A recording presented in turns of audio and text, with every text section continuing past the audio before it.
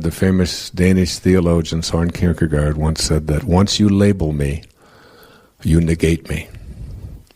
And our past is filled with labels about what we can and can't do. I'm not very good at this. I'm not athletic. I'm not musical. I'm not able to do certain kinds of activities. I don't have a good memory. I'm not very good at mathematics. I've never been good at relating to other people. I'm shy. I'm nervous. I'm clumsy. These are all labels from the wake, from our past. And all of them are just things that you have used as an explanation or as an excuse for why you don't move into a different place in your life. And they all revolve around this thing called failure. I tried them. I wasn't good at them, therefore I failed. And when you give up your personal history, you give up the concept of failure. It is, again, another illusion. You have never failed at anything in your life. Everything you've ever done has produced a result. You are just out there producing results. The issue isn't whether you fail. The issue is, what do I do and what have I done with the results that I have produced?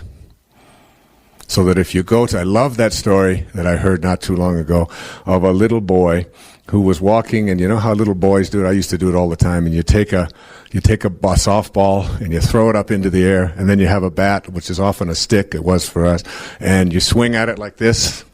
And the little boy throws the ball up into the air, and he swings, and he misses. So he picks the ball up again, and he walks a little further, and nobody's around, and he throws the ball up into the air, and he swings again, and the ball falls to the ground. He misses. Then he picks up the ball again, and he looks around, and nobody's there, and he throws it up into the air, and he swings his stick. It misses again, and hits the floor, the ground. And he responds, "What a pitcher."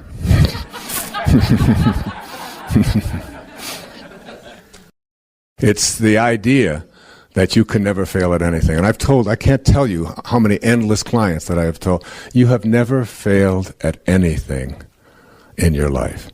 If you weigh 300 pounds, and you've weighed 300 pounds for the last 20 years, you have just produced enormous results. And the question isn't, why am I such a failure? Why have I always been obese? Why have I always been these terrible things that are back there in the past that I'm bonded to, and now coming up with reasons to explain it away? Well, my mother, we have this, and then I'm doing it in response to that, and this is because of that. And you can come up with an endless number of reasons. I was talking about this last night, that my brother and I both lived in the same foster homes in the same orphanage for years. And my one brother is very shy and very reserved and has had a great deal of difficulty. And I've been out there, very public and very outgoing and so on. And both of us can explain our behavior on the basis of the same experience. Obviously, I have self-confidence because I never had anybody to give me confidence when I was young. And I was always going from place to place, so I had to go within and rely upon myself. And my brother would say, obviously, I don't have any confidence because I didn't have anybody to give me any confidence when I was young. There was nobody there, so that's the way my life is. And you can explain anything away.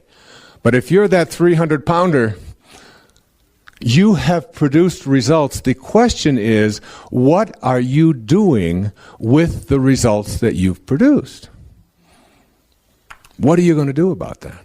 Are you going to be a great pitcher and remind yourself of this is a different way to look at that?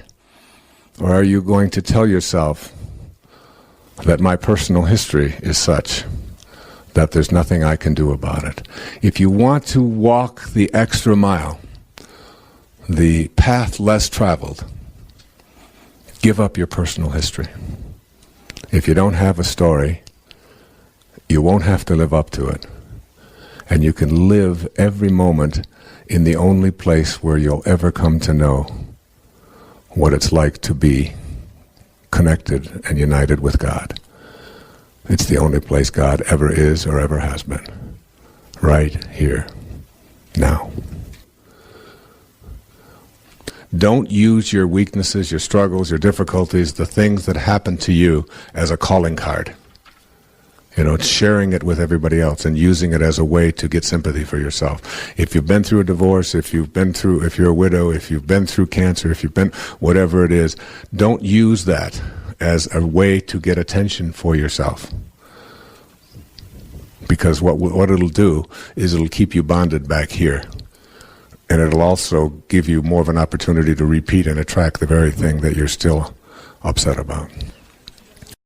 That there is an alignment that you have to make in your life. You see, there's two parts to being human. There's this form that we find ourselves in that was all handled in that split second.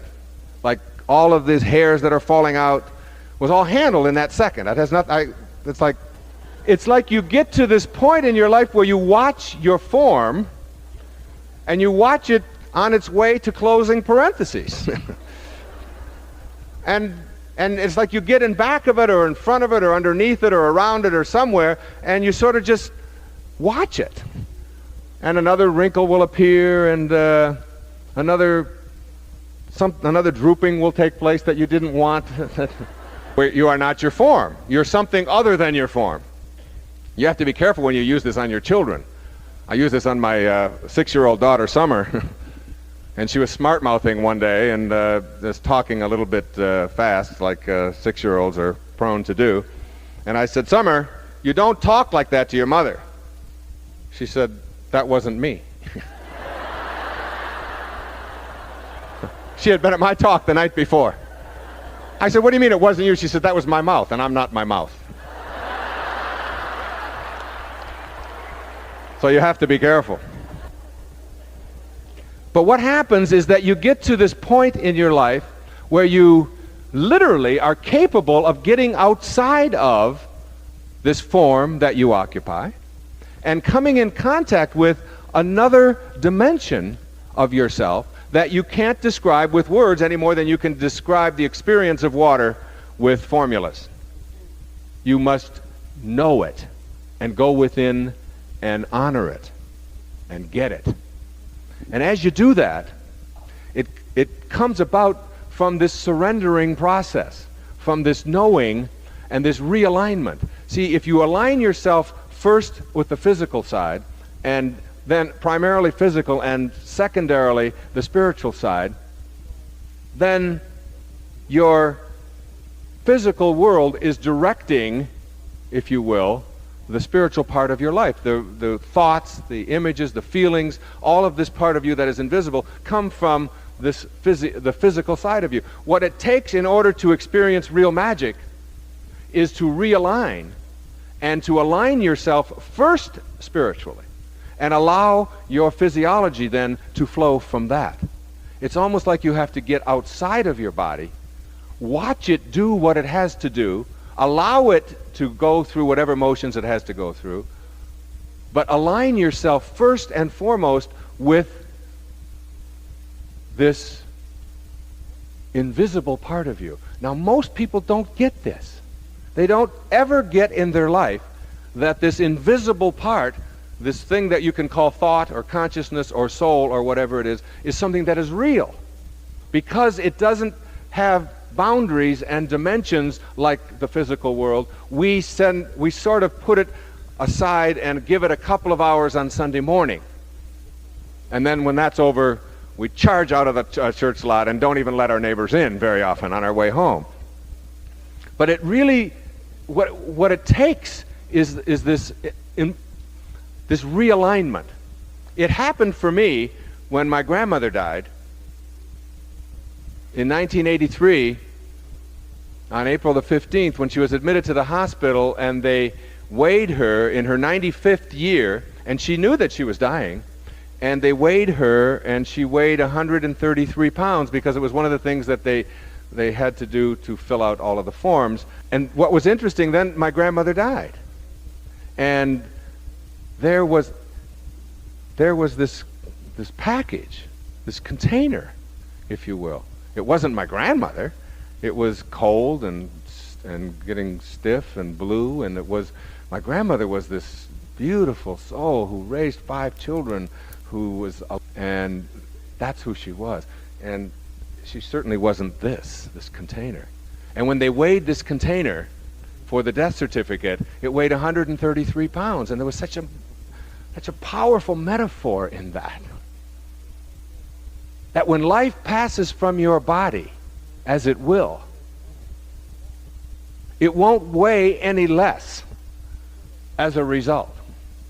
So that whatever it is that constitutes your life is weightless. You can't get a hold of your life and apply the same rules that you apply to the physicalness that houses your body. You can't do that. You have to know that your life is invisible.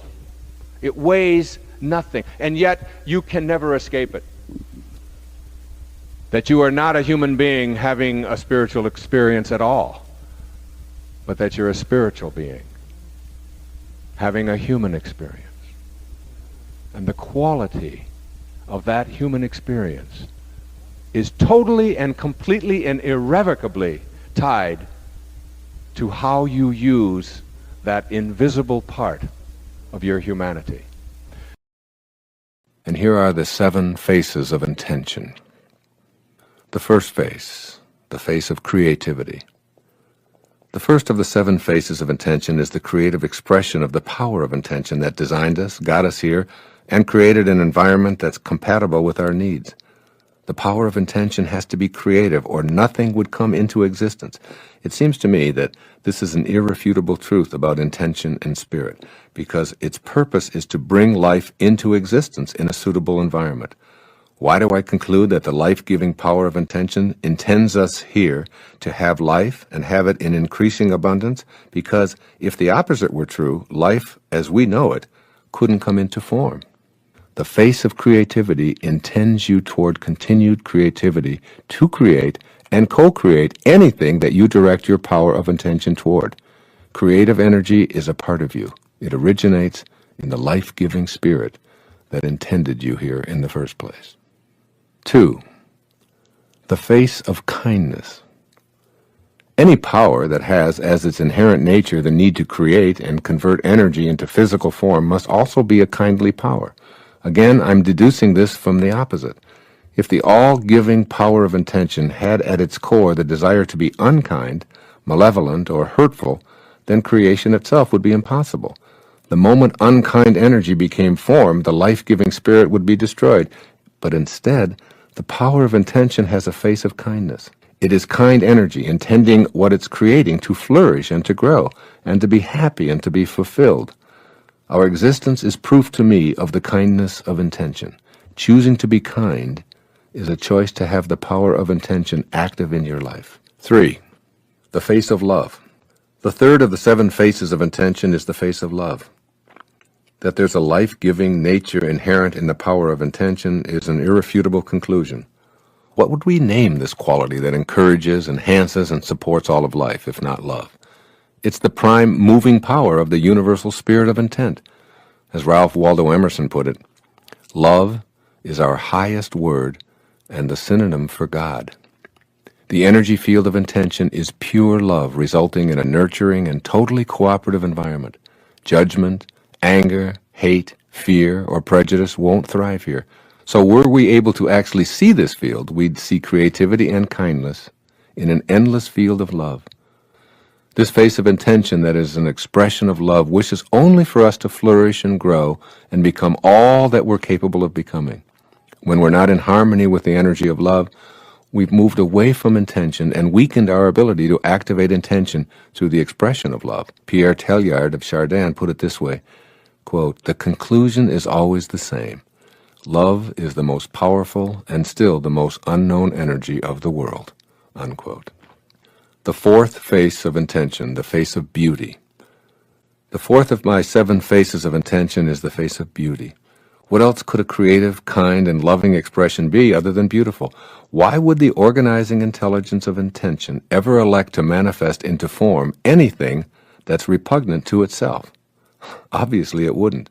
So we can conclude that the nature of intention has an eternal interaction of love and beauty, and add the expression of beauty to the face of a creative, kind, loving power of intention. In order to grasp the significance of beauty as one of the faces of intention, remember this: beautiful thoughts build a beautiful soul. As you become receptive to seeing and feeling beauty around you, you're becoming attuned to the creative power of intention within everything in the natural world, including yourself. By choosing to see beauty in everything, even a person who was born into poverty and ignorance will be able to experience the power of intention. 5. The fifth face of intention is called expansion. The elemental nature of life is to increase and seek more and more expression. If we could sharply focus on the faces of intention, we'd be startled. I imagine that one of the faces we'd see is a continuously expanding expression of the power of intention. The nature of this creative spirit is always operating so as to expand. Spirit is a forming power. It has the principle of increase, meaning that life continues to expand toward more life. The power of intention is the power to expand and increase all aspects of your life, no exceptions. It's the nature of intention to be in a state of increased expression, so it's true for you as well. 6. The sixth face of intention is called unlimited abundance. This sixth face of intention is an expression of something that has no boundaries. It's everywhere at once and is endlessly abundant. It's not just huge, it never stops. This marvelous gift of abundance is what you were created from. Thus, you too share this in the expression of your life. You're actually fulfilling the law of abundance. These gifts are given freely and fully to you, just as the air, the sun, the water, and the atmosphere are provided in unlimited abundance for you. You were created from this very same unlimited abundance.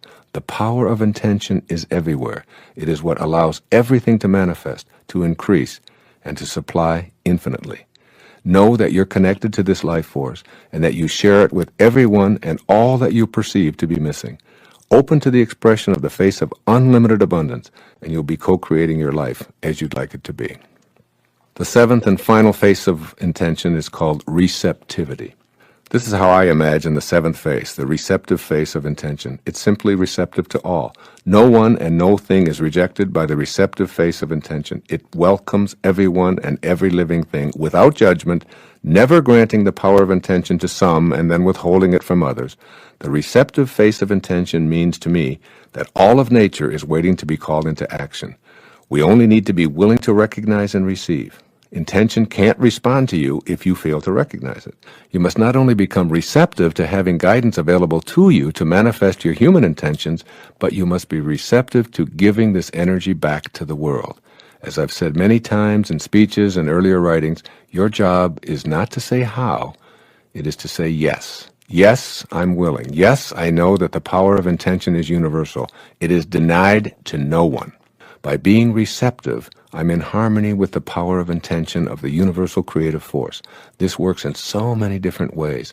You'll see the right people magically appearing in your life, your body healing, and if it's something that you want, even becoming a better dancer or a card player or an athlete. The field of intention allows everything to emanate into form. And when we look at what it means to live an inspired life, it's nothing more, in my estimation, it's nothing more than finding a way for you to be in harmony with the spiritual essence from which you originated. Not just in your actions, not just in your feelings, and not just in your behaviors of attending church or being nice once in a while, in every single thought that you have.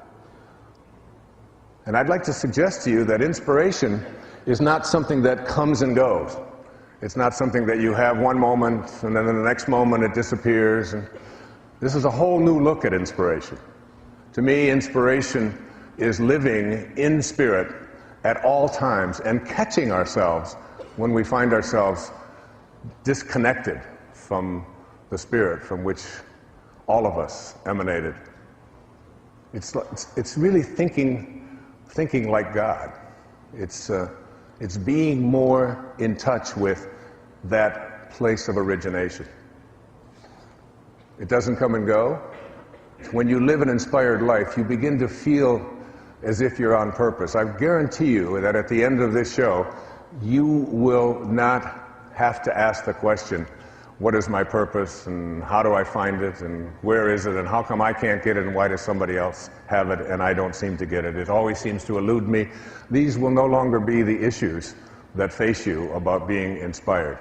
It's really about living day in and day out from this divine perspective of watching every single thought that we have and catching ourselves when we have a thought that is inconsistent with that divine source from which we all came. So that if you have a thought that includes you and your family, but excludes someone else and their family, no matter where they are in the universe, no matter where they are, no matter what they look like, no matter what side of the river they were born on, no matter what their cultural background might be, if you have a thought that includes some and excludes others at any time, you're not in spirit. You have left spirit and moved into something else, taking on a view of yourself as someone who is separated from your source. So that you watch yourself and you catch yourself, and a big part of this program will be about watching those thoughts. Many of you know that I had a very powerful and important teacher in my life when I was a young doctoral student. He was perhaps the most significant teacher in the professions of my life. He wrote a very important book back in the 1950s called Modern Man in Search of a Soul. His name was Carl Jung, and Carl Jung had others in his life who were students of his, and one of those was Abraham Maslow. And Dr. Maslow's work on self-actualization and higher consciousness and teaching people that if you want to help another human being, you always put your attention on what it is that they can do to improve rather than on what is wrong. So you don't talk about what is missing, what is wrong, what ought to be, what used to be, unless you want more of that to continue flowing into your life. You put your intention and your attention on what it is that you want to shift and change. And he had an observation. Maslow's observation was this. He said, what is necessary? What is necessary to change a person is to change his awareness of himself. So becoming inspired is really about changing your awareness of yourself. And what does this mean? It means shifting the belief systems that you might have, the thoughts that you've had over and over and over again that say, I am limited. I don't have the talent. I don't have the background. I don't have the luck that I need in order to be able to attract what I want into my life. Things have never worked out for me before. You change your awareness of yourself and your own body and what you believe about it. Like, how could you have a body that comes from a divine source that creates from well-being and have it be anything other than beautiful? Have it be anything other than divine? Have it be anything other than perfect? A perfect creation of God, of source, of spirit, is what it is that you carry around with you. And if you have any other thoughts about it, then you have to really work at shifting them, because it's an insult to that from which you came. When you trust in yourself, you're trusting in the very wisdom that created you. And inspiration is about having that. It is about recognizing yourself as a genius, recognizing yourself as a person of unlimited talent and the capacity to be able to do anything. And there is absolutely nothing that I can't create if I can conceive of it in my mind and know that if I don't have the talent, that whatever talent is necessary, I can manifest it and have it show up and attract it into my life. Whatever financing is necessary, I have the ability to be able to connect myself to that. It's a knowing, it's a powerful knowing. I'd like to speak in this program about what I call the rewards for inspiration. Things that will be your your payoffs, your prizes, if you decide to move into spirit, into this world of spirit that I'm speaking about here on PBS. Back in the 2,300 or so years ago, we're not quite sure exactly when, there was a great teacher in India. His name was Patanjali. And there are 6 of these things, and I want to cover each one of them in this program. He said, when you are inspired by some great purpose, some extraordinary project, all of your thoughts break their bonds. Your mind transcends limitations. 3, your consciousness expands in every direction. And 4, you find yourself in a new and a great and a wonderful world. Dormant forces, faculties, and talents come alive. And 6, you discover yourself to be a greater person by far than you ever dreamed yourself to be. Those are the rewards. It's not like you're going to win the lottery. It's not, and you may. It's not that somebody's going to come riding into your life on a white horse or whatever. These are the rewards. These are the things that are going to be so powerful for you.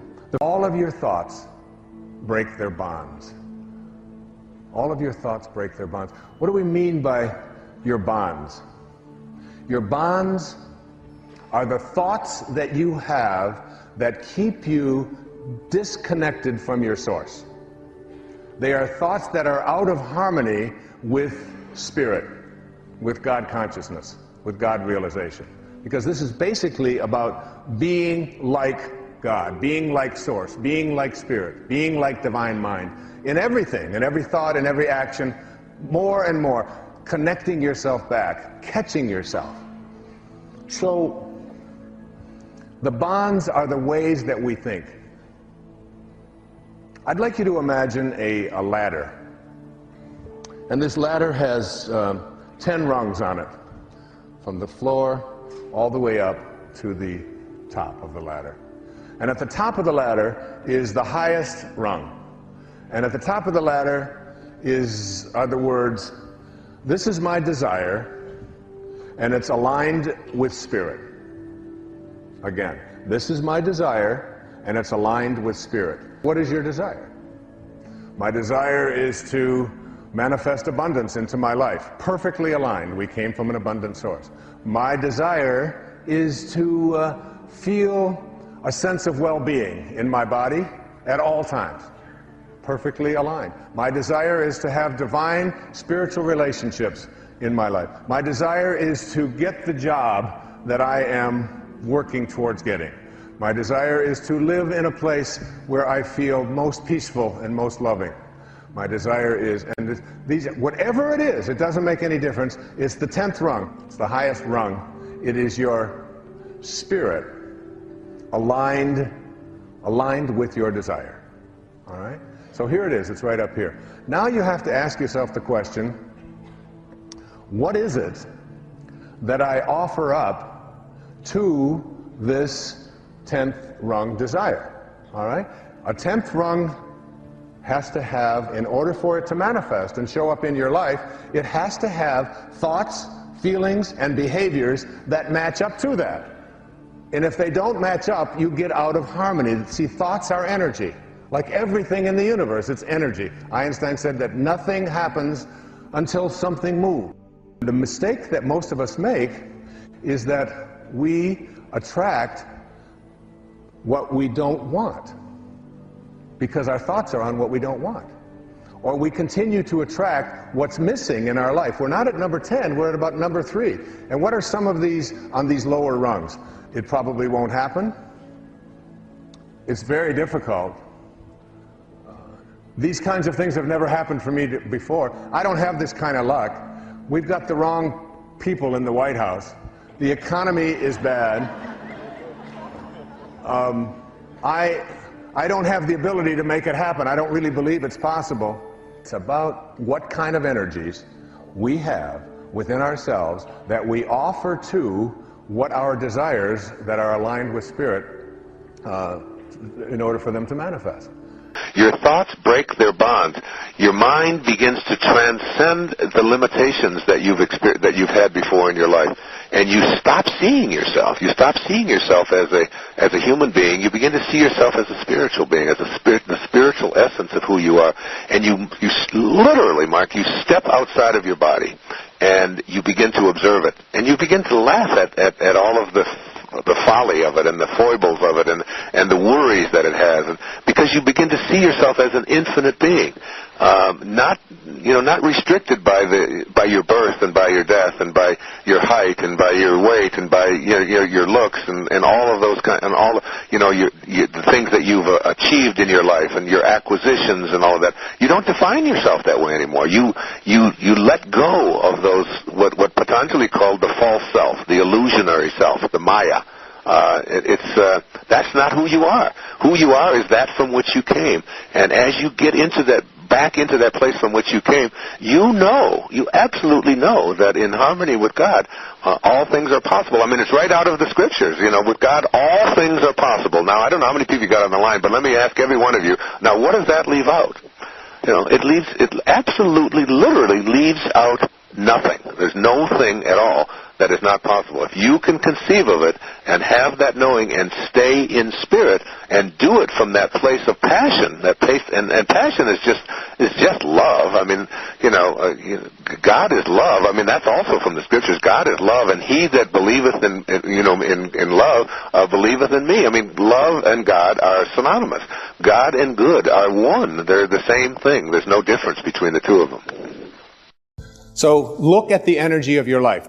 The energy of the foods that we eat, the shows that we watch, the places that you accumulate, the friends that you have, the people that find fault with what you're doing. Look at all of the way, even a simple little thing like feng shui, which is a Chinese form of how you arrange the furniture in your. It's so cool. But I've got a lady who works with me over in Maui, and every time I go away, she'll come back and she'll have this thing moved over here and this thing over there, and I'll say, but I like this here. This is where I shave. No. The feng shui of that isn't quite right, and you don't want to have a red next to you. I just listen to her. My place is one of the most pleasant and beautiful places.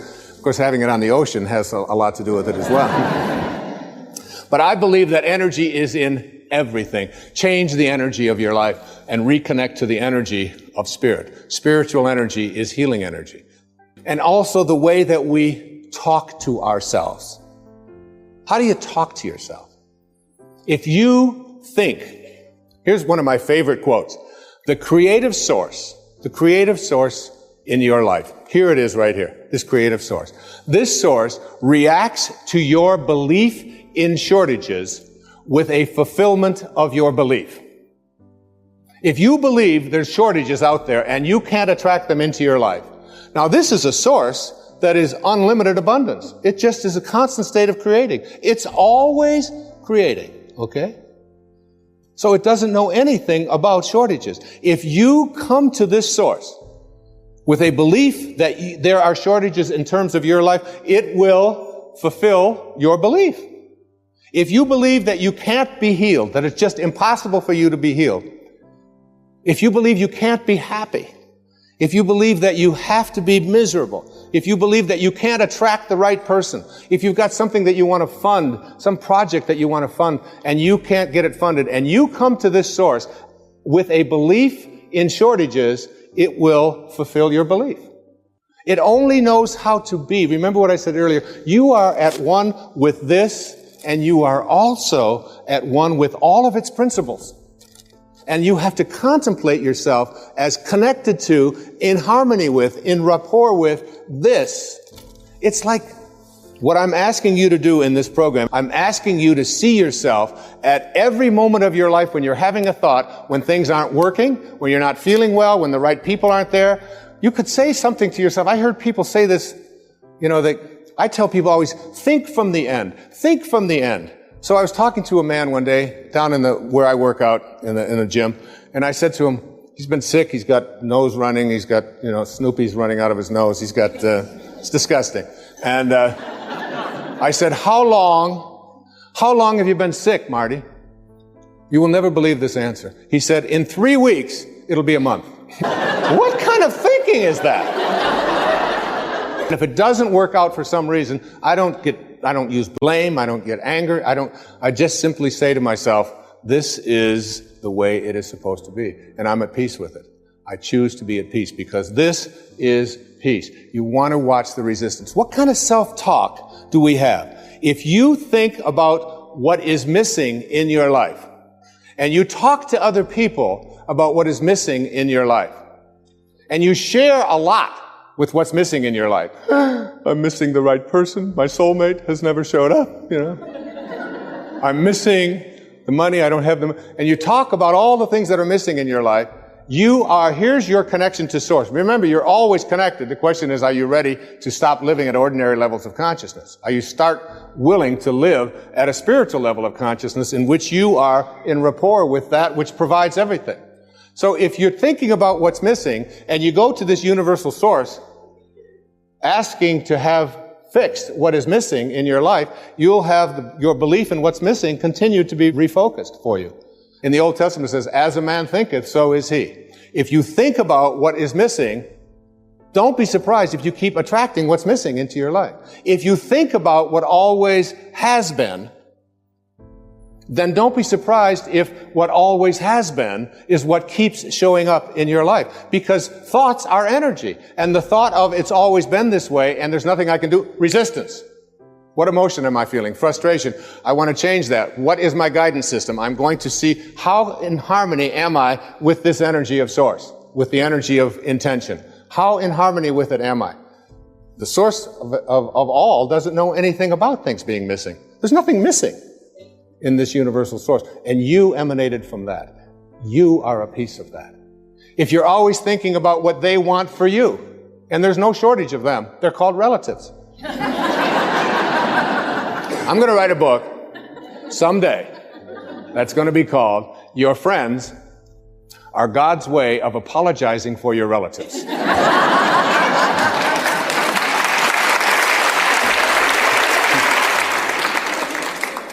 Why? Because, by the way, I gave this same talk to your relatives and they applauded even louder. Okay? Because a friend is someone before whom you can think aloud. A friend is not someone who makes demands on you and tells you what you should be doing or what you shouldn't be doing. There are very often, because we believe that we're related to people, we have talk, and then what happens with us is that we start talking to other people about what they want for us. And we despise what they want for us. We get angry at them for even wanting that for us, and then we get surprised when what they want for us keeps showing up. See, self-actualizing people, Abraham Maslow once said, the difference between self-actualizing people, the highest functioning people, and everybody else is that self-actualizing people must be what they can be. Self-actualizing people must be what they can be. What can you be? What can you be? Making the change from dominance to tolerance requires disciplining ego and listening to your sacred self. I'm speaking from personal experience in this matter, and it is one of the toughest assignments my higher self has presented me with.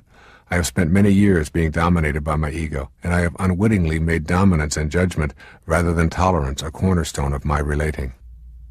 My suggestions are all from my personal experience of transcending my ego-driven instincts. Making the transition from dominance to tolerance is especially difficult because the desire for ego satisfaction is so strong. To move toward the tolerance that your higher self encourages and away from your ego-driven need to control and judge, you will want to examine the qualities that sustain a tolerant approach to life. To become more tolerant and less controlled by your false self, start practicing being satisfied with what is. If someone you love acts meekly towards you, your ego wants that person to be more assertive. If that person is assertive, your ego then decides to dislike assertiveness.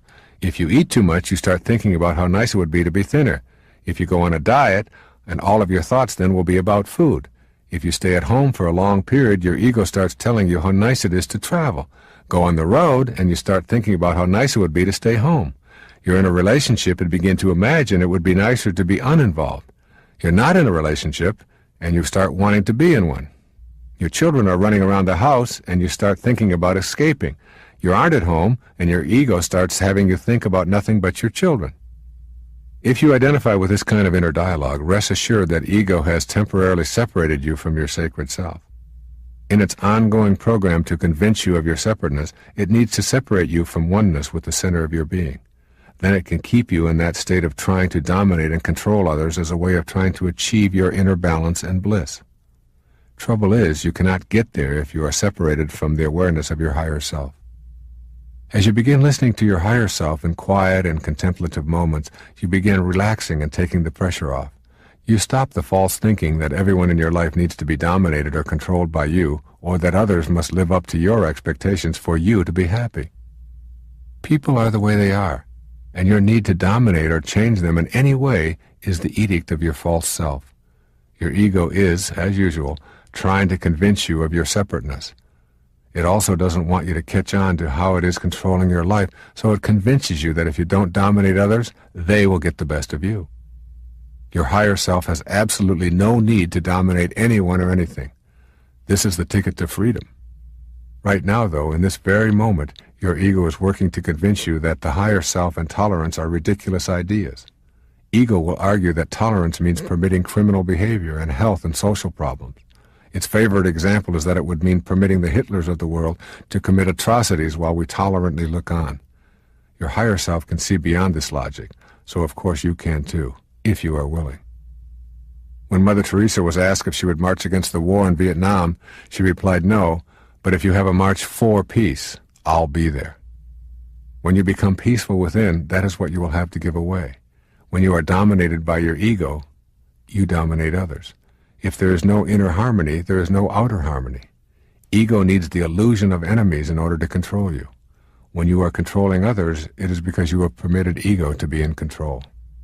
The paradox here is that you will affect the world in the ways that you wish when you cease trying to improve conditions with intolerance and judgment. It is only when you are not controlled by ego that you can choose to not control others. What you believed was power when you dominated others was actually the external activity of ego controlling you. Your impact on the world at large begins with the smaller world of yourself. You will foster freedom and peace when you are free of ego's control and know the peace of your higher self traveling the path of the sacred quest. One of the first steps along your path is learning tolerance by practicing seeing the world as it is, rather than as you demand it to be. These, then, are some of the ways that the ego attempts to rule our lives. Our goal in knowing our sacred self is to have the higher identities triumph over our lower identities. Essentially, your higher self wants you to be at peace. It wants you to know truth. It no longer needs you to dominate others. It is a very peaceful, loving place to be. And this doesn't mean that you go through life being wishy-washy and being abused and so on. What you're doing is you're avoiding the abuse. Most of the abuse and the victimization and the stuff that haunts so many people in their lives comes from their need to be right and to make the other person wrong and to prove something. If you go in with a healthy self-esteem and a healthy view of who you are, and you know that God is with you and that divineness is something that you're bringing, and you've got help, you've got guidance there with you right there at every second, and you're going in with the purpose of making this a beautiful encounter rather than a contest of wills, and I'm going to be right and they're going to be wrong. There is no right and wrong in this. You find that that you just don't run into that. When Christ or when Buddha would go into a village, that they would raise the consciousness of the village just by their very presence. Your very presence as a divine soul around a situation that could erupt into something very violent, just your presence. Here's what Saint Germain says about in the I Am discourses. The moment doubt begins to enter, more doubt rushes in. The same with the I Am. If you put your attention upon it, it rushes forth more and more. Where the conscious attention is fixed, there the energy pours. Dear ones, says Saint Germain, do you not see, when you want something revealed or to be inspired in some way, do you not see, I am that? The moment you say I am, you set in motion this power that has inherent within it all these faculties. It has all substance and must take on whatever form the attention of the mind is fixed on.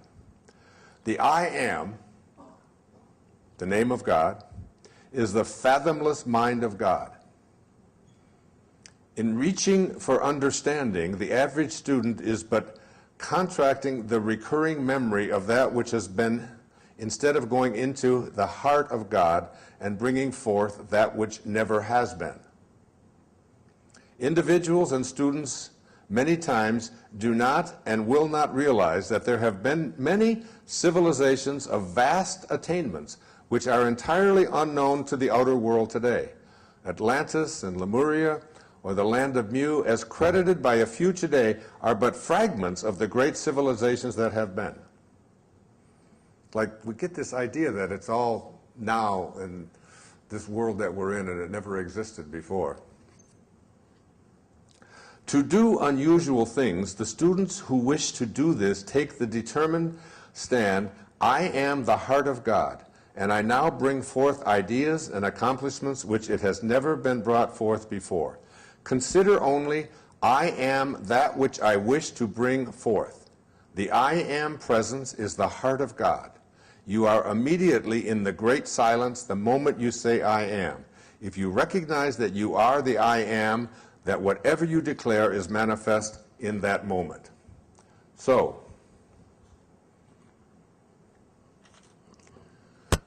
when I think about why it is that people aren't able to create the kind of miracles that this group is going to be able to create after we disperse, it's that we have to make our number one relationship, our number one priority, the number one thing in my life. I was talking about this yesterday over and over again with people, individual people, that my number one relationship in my life, at this point in my life, is my relationship to God, my relationship to my source. It's number one. It's above my relationship to my children. It's above my relationship to any of you, but people that I teach, to people, individuals in my life that I love. My number one relationship, and your number one relationship, needs to be this I am presence that is within you, that is within each and every one of us.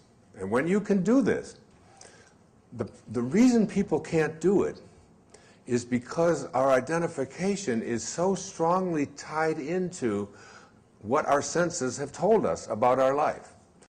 There is a place and a possibility that miraculous things can happen, but you have to, in order to banish the doubt, in order to heal this energy body that I'm speaking about here, in order to be, you have to be in such a position that you're not asking, you're not coming from a ordinary place asking someone extraordinary to do something for you.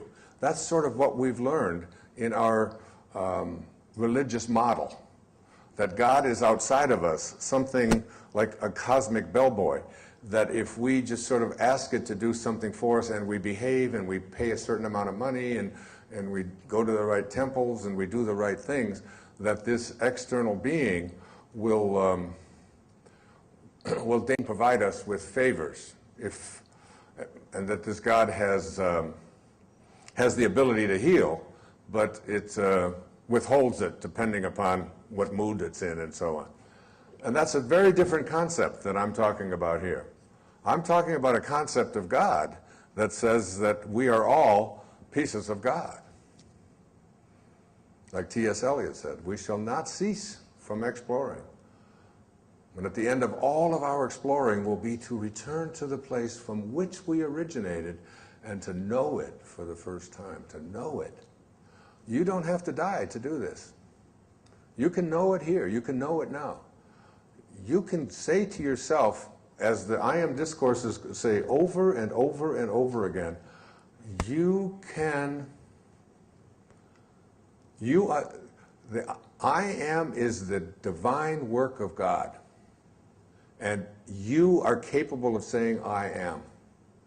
And you don't want to add anything after I am that isn't consistent or harmonious or in rapport with God. That is the all-creating knowing, the all-knowingness. We all know everything. There's a higher self within each and every one of us. There's a highest self, which is omniscient and omnipotent, all-powerful, and everywhere at once. If I have a simple tulip bulb in my hand, and I ask you to look at it and say, what is it? You'd say, well, it's just a grungy mass of biological matter. I say, but look at it more closely. And if it gets nurtured in a certain way, that is, it's watered and put in the ground, it will become a tulip bulb. Why? Because it has built into it a future pull. A future pull that you can't see or dissect or find in any lab. It has a future pull, a picture that is part of its DNA, part of its genetic inheritance. If you take a liver cell from your liver and look at it and dissect it, and it has a future pull, it will always be a liver cell. It will never be anything else. In order for you to be able to manifest magic, real magic in your life, miracles, you must first be able to conceive of it. You must be able to conceive of it, and that means no doubt. And the doubt comes by shifting to a knowing rather than a belief. All of this stuff, Deepak and I are talking now about taking a group, making a movie, and taking in this movie a group of babies that say 100 of them. And as they are born, we remove them from the environment that they're in, orphans and so on, children who are to be abandoned, and we place them into a world where there is no doubt, where they get past the lie. You know, we're led to believe a lie, as William Blake said in his wonderful poem, Songs of Innocence. He said, to see the world in a grain of sand and a heaven in a wildflower, to hold eternity in the palm of your hand and infinity in an hour, we are led to believe a lie when we see with, not through the eye, which was born in a night to perish in a night, when the soul slept in beams of light.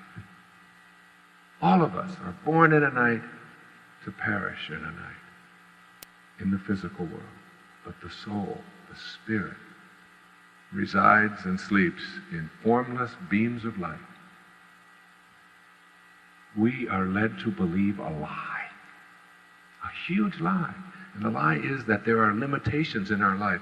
Imagine these little children being raised in a world where doubt and impossible and can't do are never exposed to that. Anything that they can conceive of in their mind, they're able to practice. They go to fire putting out school, 101. And in fire putting out school, here's a fire over here, and you sit here, and you work on it with your mind. And you put that fire out. You know what my kids and I do after dinner? Many times after dinner in the evenings, a couple times a week, we go out and we put blankets on the grass.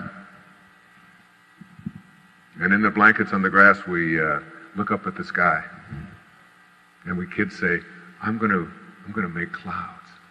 Who wants to make clouds? I want to make clouds, Daddy. I want to make clouds. I'm going to make a rabbit. My kids, all the people in the neighborhood think that my kids are neurotic. Those Dyer kids think they can make clouds. Why not? The same intelligence that flows through them flows through the clouds. Why not shatter the illusion of your separateness and believe that? Imagine a whole curriculum, a whole world in which you were raised to know that there was no doubt. And you can transcend that doubt. And when you do, you begin to see that miracles, synchronicity become very much a part of your life.